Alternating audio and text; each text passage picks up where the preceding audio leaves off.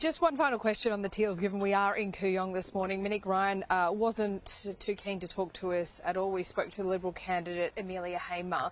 The voters have been able to have a pretty close look at the Teals and judge them on what they promised and what they've actually delivered.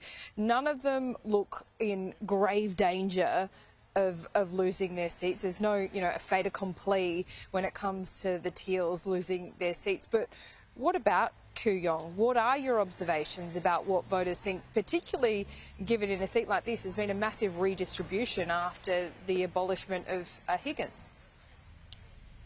Yeah, I think the redistribution bit is interesting, and that sort of poses a bit of a question mark. Which way will those voters sort of fall once they're in there?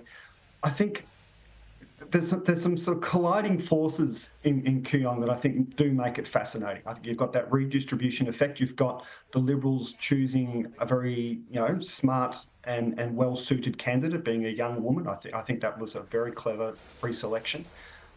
You've got this broader trend that we're seeing around the Liberals and this sort of loss of altitude on their primary vote, which we know is not necessarily sort of translating straight across into a Labor vote intention generally. As I said before, people aren't suddenly enamoured with the Albanese government. So where the Liberals are losing vote, a big chunk of that we know is going to third parties and independents. So you would think that kind of plays in Kooyong's favour.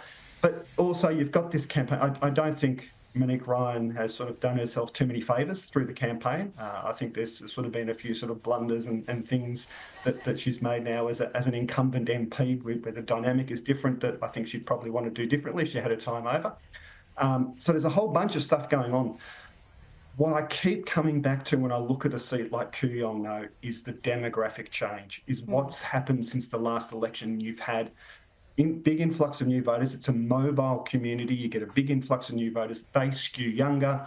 Those that have left skew older.